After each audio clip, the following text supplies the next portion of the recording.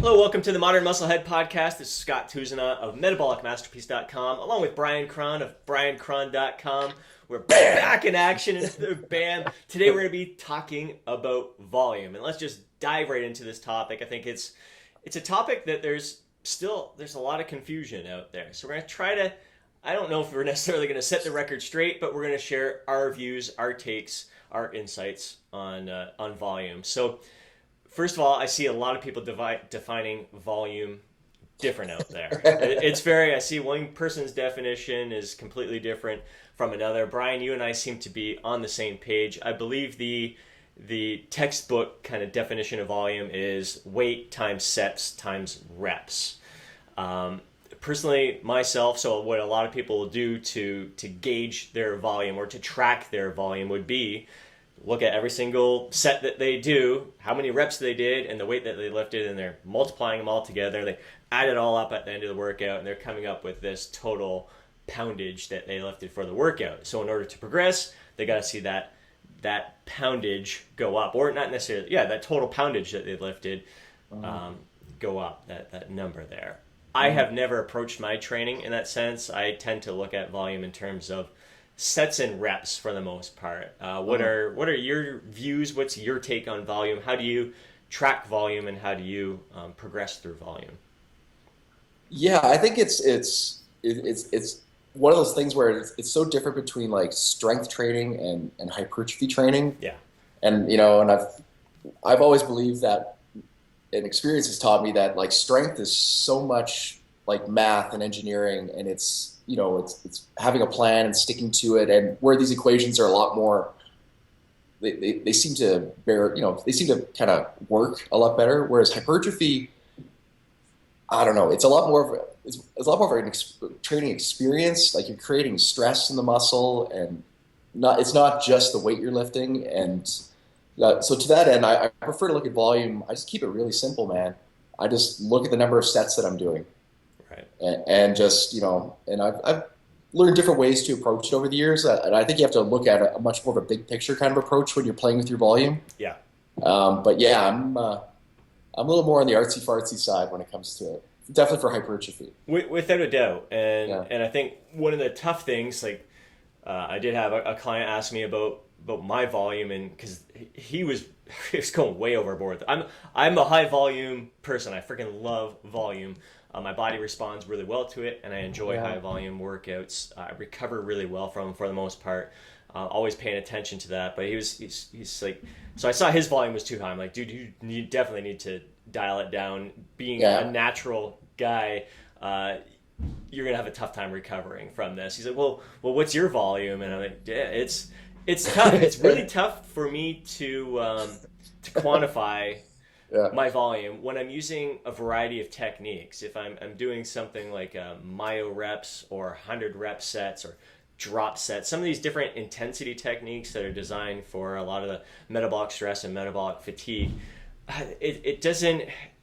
Yeah. It's tough to kind of to quantify all that and to really wrap your head around, because every rep isn't created equal. I could say I've done X number of sets or X number of reps, and it's going to look like, you'd look at it on paper, go, whoa, you're really overtraining, but I'm using a lighter load to achieve some of those exercises. So little bit of a challenge to really quantify it. I tend to just kind of look at, like I said, experience-wise, looking at tracking my programs and having the big yearly plan set ahead of me and seeing, all right, this is kind of the number of sets, and this is what my workout kind of looks like, the structure, and I'll know.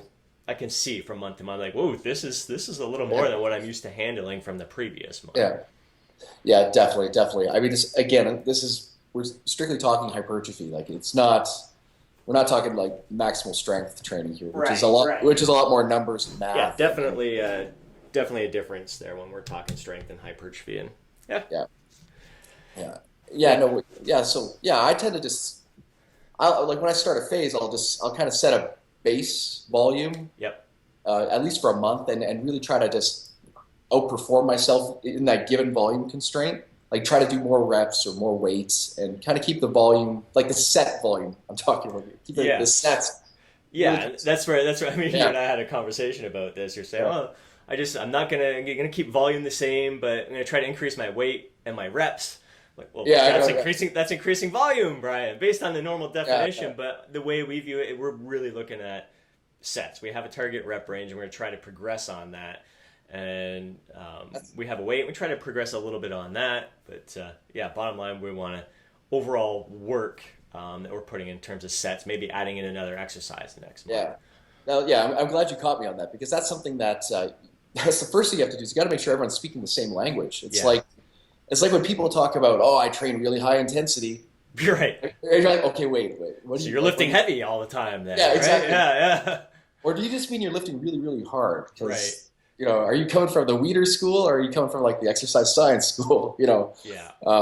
But yeah, I'm glad you caught me on that. Like, yeah, the way I set up volume per se is I'll keep, at first I'll start off with just a set amount of sets per exercise, and I'll just try to get better at it, either performing more reps or more weight, until I don't know, maybe about a month or so, or 2 months, or whatever. I feel really kind of comfortable. I'm owning it, and then I'll start cranking on more sets of work. And that's my way of adding volume. Right.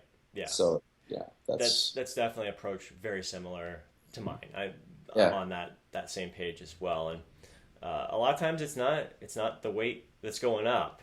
I'll progress through.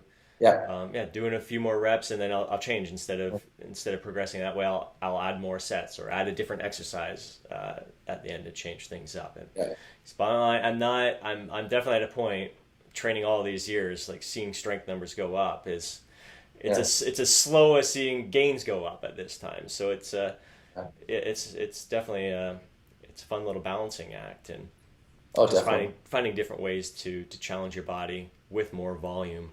That's still safe on the joints and all that kind of fun stuff. Yeah, I do find it interesting. This is just going off experience with myself and training a lot of people. It's just that, I don't know, people can take a lot of volume, especially if they're in pretty good shape and they're in a good groove. You could push the volume and get results, I find. I mean, there's a tipping point to everything, obviously, but and so you have to always approach these things with a little bit of caution. But it's just, I don't know. I think people sometimes hold themselves back a little bit too much on that side of the ledger. I mean, I'd rather see a guy play with his volume than always trying to just, increase his 1 RM because that's, in my experience, that's what burns you out. Yeah. All those real intensity techniques, lifting heavy, training for that way. Yeah, I think that's a definite way to burn someone out, especially if their lifestyle, if they're stressed to begin with or anything, or they're not sleeping much. You start to really see the overtraining effects with them when they're doing they're doing that. I find it interesting when someone's trying to find their sweet spot with volume. It's like they're trying to find what's my ideal volume for training at. And I think it's good to always test your volume to try to push your limits, see what you can handle without overdoing it. But I think it's good to try to hit that point where you're just about overdoing it.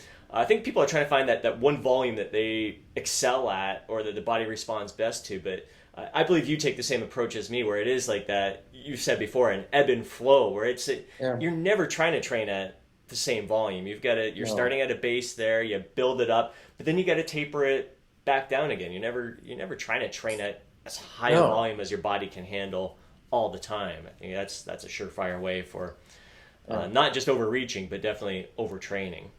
Oh, absolutely. Like, when are you gonna, at some point you have to back off a little to kind of let your body, to sound like a bro scientist, kind of let it catch up, like let supercompensation occur. Yeah. So, I mean, when do you do that? Frick. Now that's where experience comes in, and that's where, being a little more mindful of your training, and lifestyle and everything. There's a lot of factors that's going. If a client is stressed out, they got a lot going on in their life, they're not getting much sleep, trying to challenge their volume at that time may not be the best approach. But it's interesting and trying to set that base.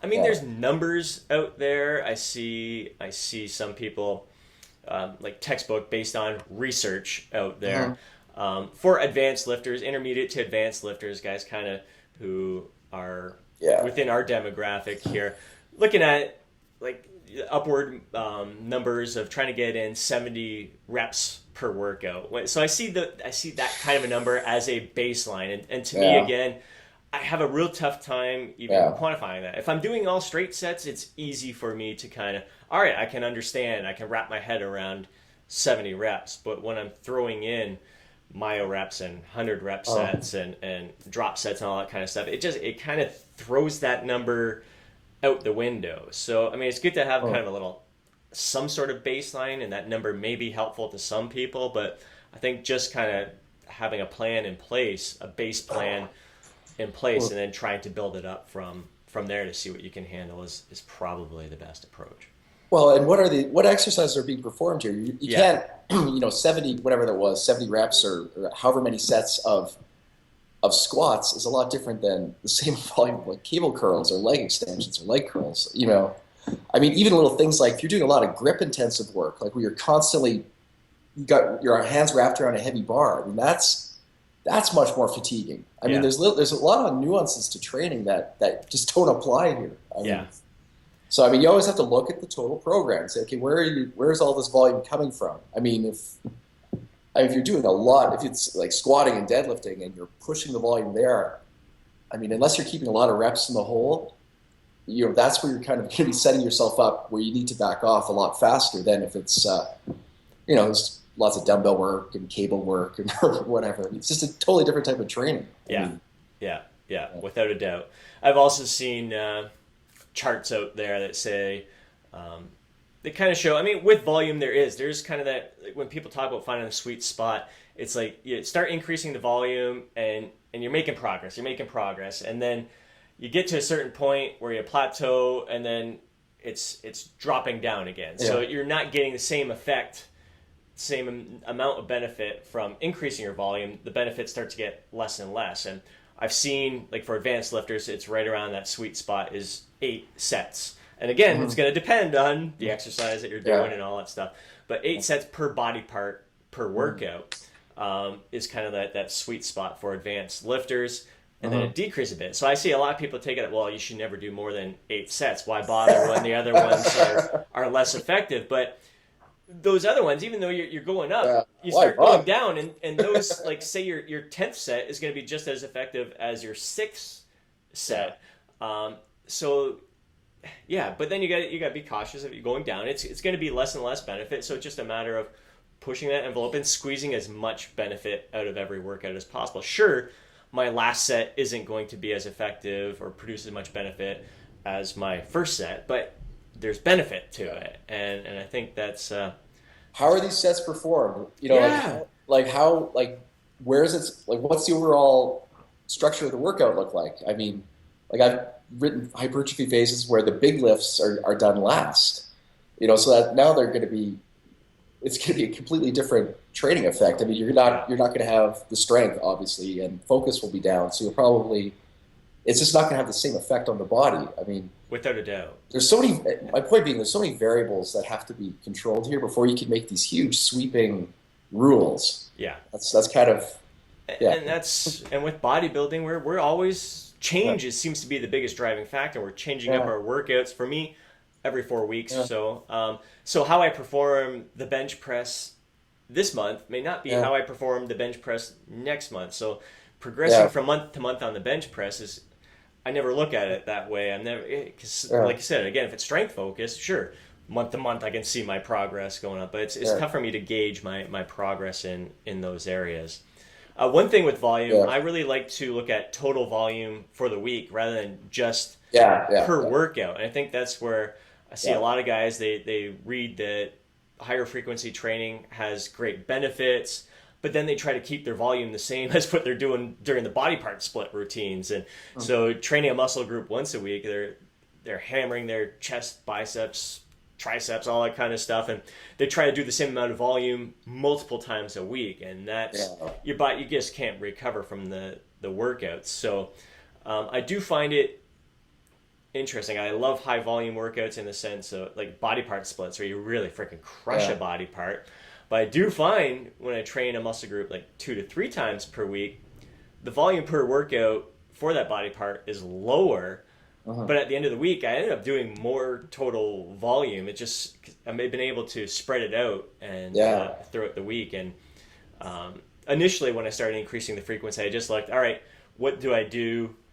Yeah. I guess my baseline for volume for a higher frequency plan would be to take, what do I do during a body part split routine, and just kind of spread that out through 3 different workouts. And that gave me my base, and I'm like, well, I can handle this pretty good. I'm recovering really well between workouts, so I start increasing the volume a little bit each workout, and then see the point where I kind of hit that sweet spot where I'm like, oh, it's time to train again today. I'm not quite feeling recovered from the last workout. And even that it's a tough challenge to really know, have you recovered from the last workout? Some people are like, well, I'm not sore or anything. That must mean I'm recovered. It's not always the case. And that obviously that opens the door to using more like objective measures, like maybe you're monitoring your HRV. I mean, that's a lot of people do that. I see an application of that, especially with people with a lot of external stress, I guess, which is pretty much everybody. Yeah. So that's a little bit more of an objective measure to see, are you recovering properly? Again, I'm an admitted bro scientist. I'm kind of the school of, smile and you'll feel better. In other words, start fucking working. But admittedly, that tends to just dig the hole a little bit deeper. But if I'm going to go out on a limb, I think it's where you're using really heavy loads and really big compound lifts. That's when that kind of, screw it, I'll just do it anyway. That's when you really start, that's when you can really put yourself in a slump. Whereas manageable volume, especially if these sets are never taken to failure, like true failure, and it's, they're not huge exercises. We're talking lots of isolation work and what have you. I just don't think it's as big of a deal. It's not, the risks aren't as high, putting risks in quotations, Right. So say we hit our sweet spot of eight sets on our bigger lifts, and then start throwing in the isolation exercises and other accessory work.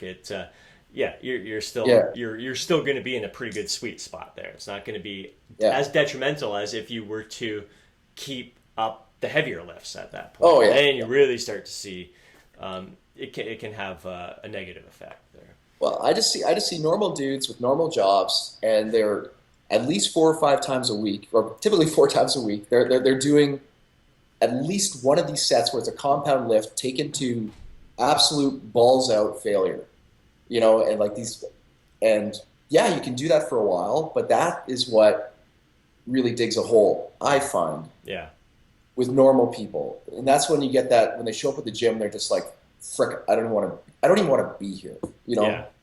Whereas you're not going to dig that kind of a hole, in my experience, with just extra sets of curls or extra sets of dumbbell presses or whatever. It's just not that big of a hole, I find. Yeah.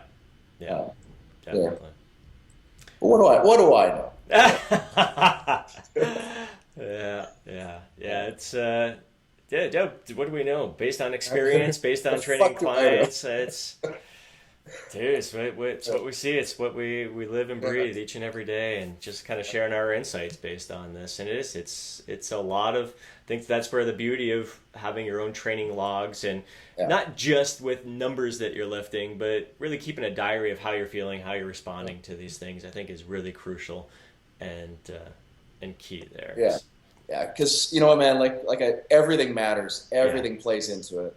God, just lifestyle is so huge, especially as you get older.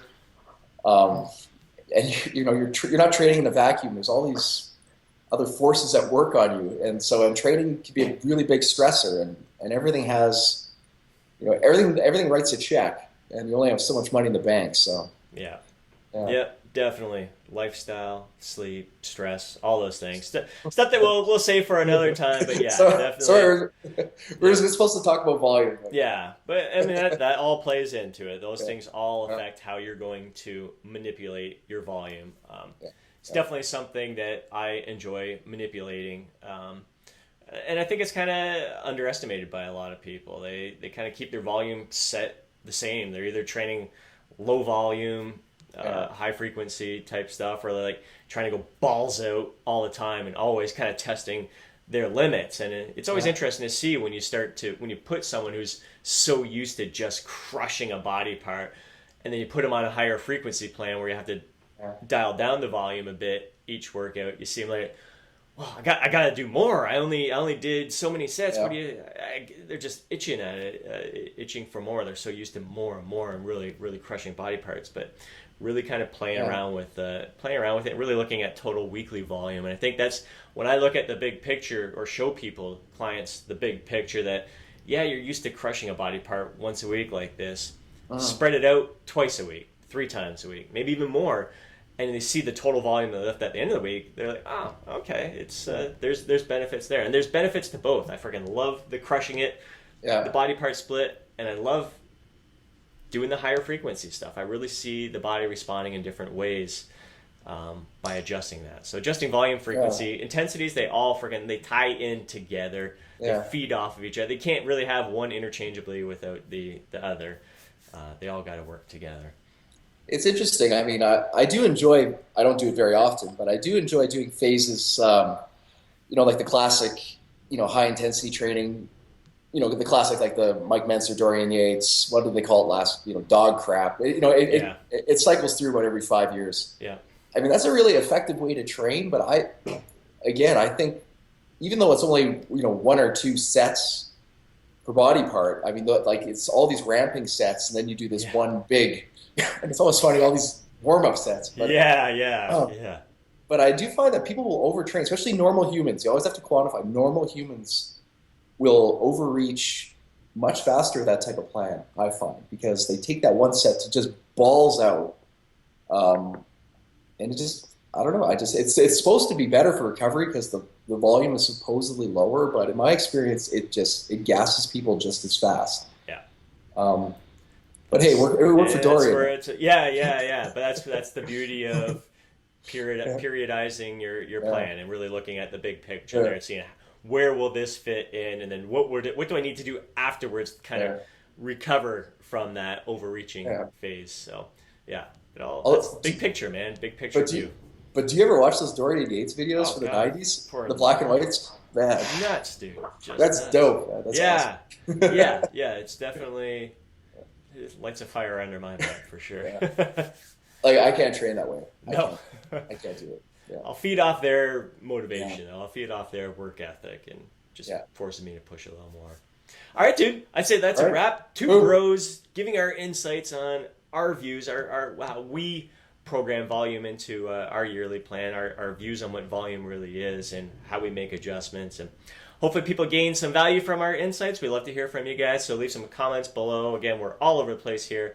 BryanKrahn.com, MetabolicMasterpiece.com. We're on Stitcher, SoundCloud, iTunes, YouTube, and Blab. We're all over the freaking place. So look us up. We'll have some links below. And thanks for joining us again for another episode.